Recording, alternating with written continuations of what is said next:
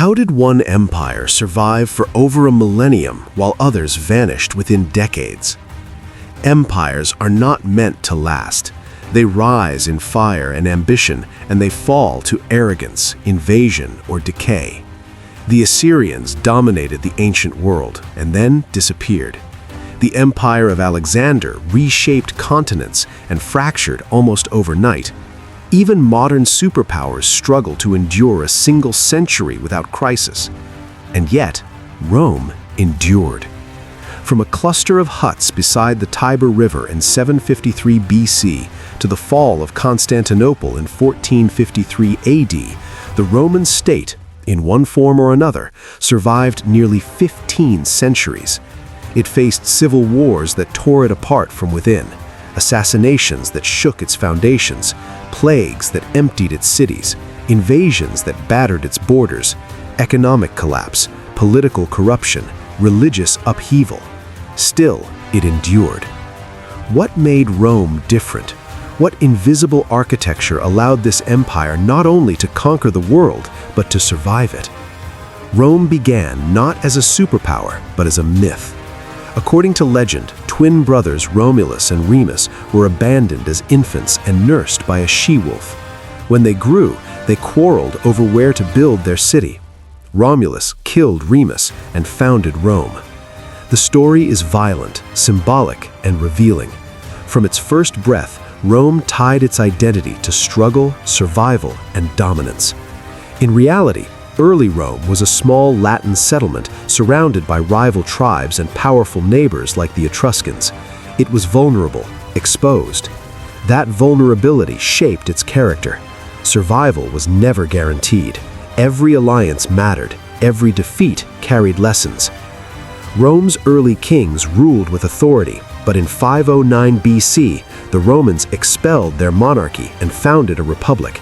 They would never again allow one man to call himself king without resistance. Power was divided among elected magistrates, assemblies, and a senate composed of elite families. It was not a peaceful system. Political rivalry was constant. Class conflict simmered between patricians and plebeians.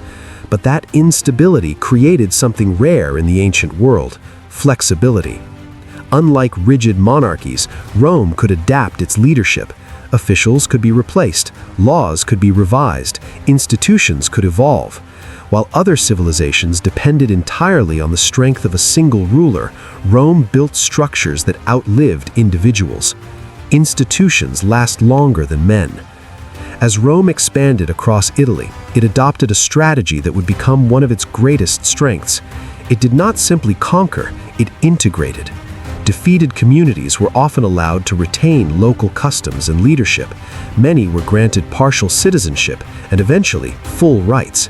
They were drawn into Rome's political and military system.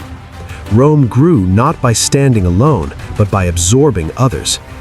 Its military became the engine of that expansion. Roman soldiers were not temporary warriors summoned for seasonal campaigns. They were disciplined professionals. The Roman legion was organized, trained, and engineered for efficiency. Soldiers built roads as they marched and constructed fortified camps every night. Their formations were flexible, their command structure clear. When they faced Carthage at sea, they invented boarding bridges to turn naval battles into infantry engagements. When they encountered the Greek phalanx, they adapted tactics to exploit flexibility over rigidity. When they were defeated, they studied their loss and adapted. After suffering catastrophic losses against Hannibal, including the devastating defeat at Cannae, many states would have surrendered. Rome did not. It refused to negotiate. It raised new legions. It endured years of destruction and ultimately destroyed Carthage itself. Resilience became policy. But Rome's strength was not only in its armies, it was in its infrastructure. Over centuries, Rome built a vast network of roads stretching tens of thousands of miles. These roads connected distant provinces to the capital. Armies could move quickly to troubled borders. Trade flowed efficiently. Communication traveled faster than in any previous empire. Aqueducts carried fresh water into crowded cities. Sewage systems improved sanitation. Massive walls and fortifications protected frontiers. Public forums and amphitheaters created shared civic spaces. Infrastructure bound the empire together physically and psychologically. A connected empire is harder to fracture. Politically, Rome's greatest strength was its ability to transform. By the 1st century BC, the Republic was straining under the weight of its own success. Wealth inequality widened. Generals commanded fierce personal loyalty from their troops. Civil wars erupted between rival factions. Julius Caesar's crossing of the Rubicon marked the beginning of the end for the old Republic.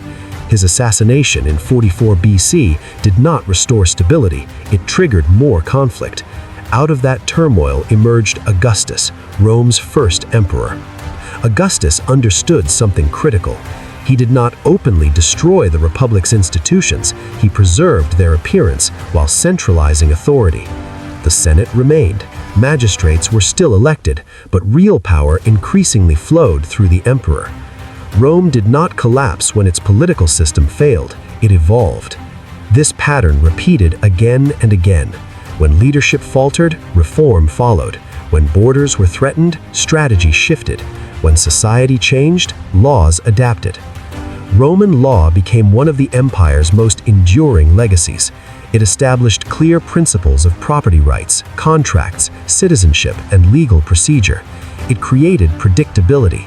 Merchants could trade across provinces knowing legal protections applied. Citizens understood their rights and responsibilities. Trust built stability. Economically, Rome constructed a vast web of trade and exchange.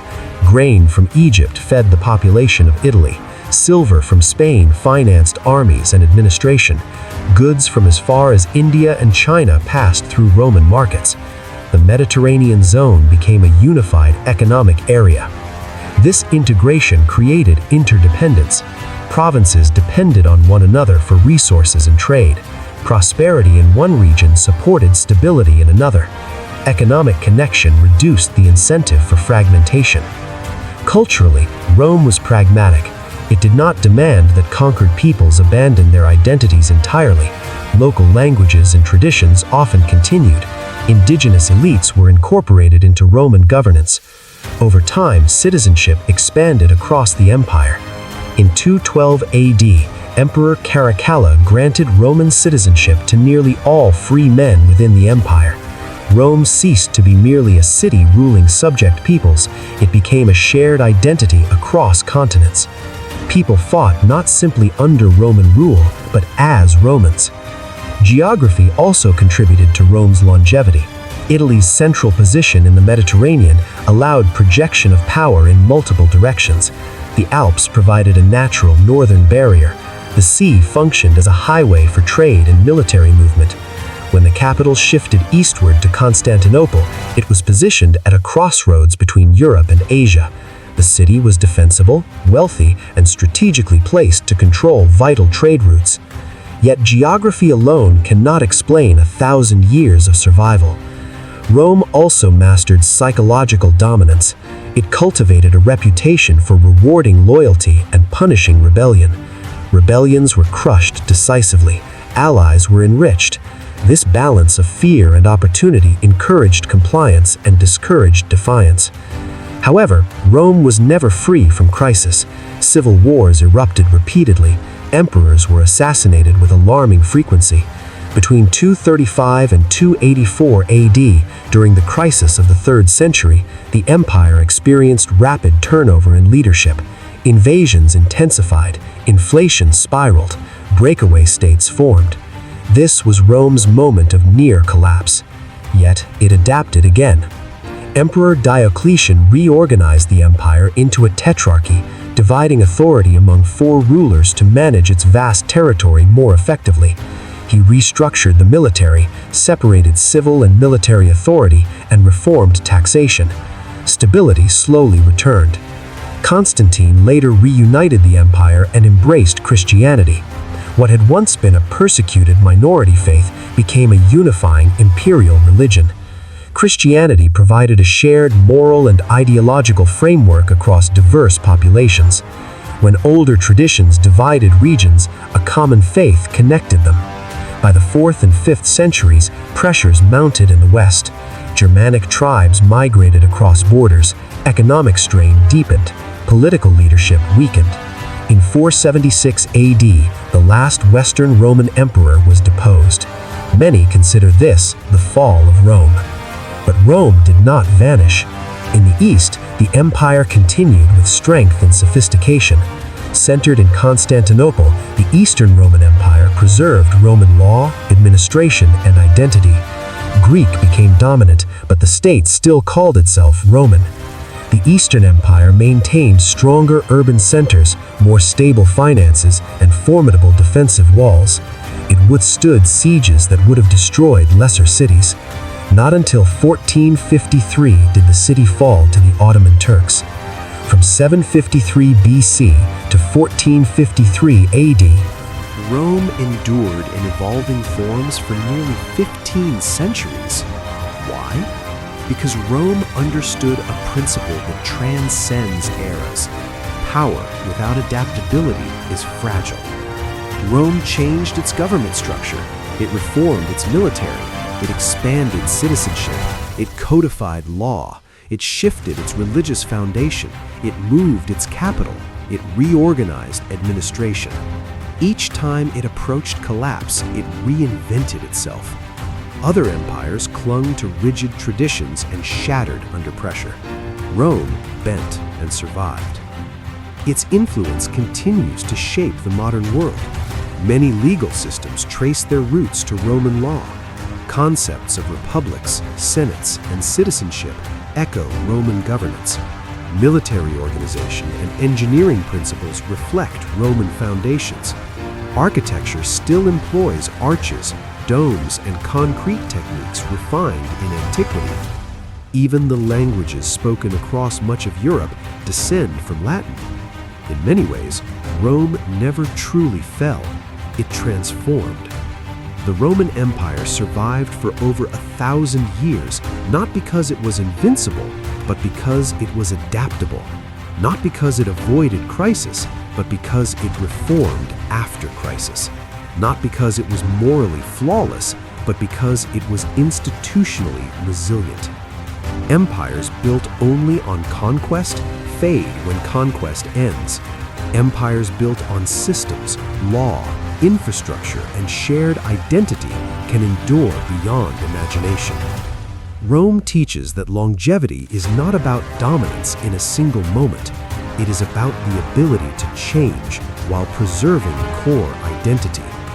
From mythic origins on the banks of the Tiber to the final defense of Constantinople's walls, Rome's story is not merely one of power, it is a story of endurance. And that endurance is the true reason it survived for over 1,000 years.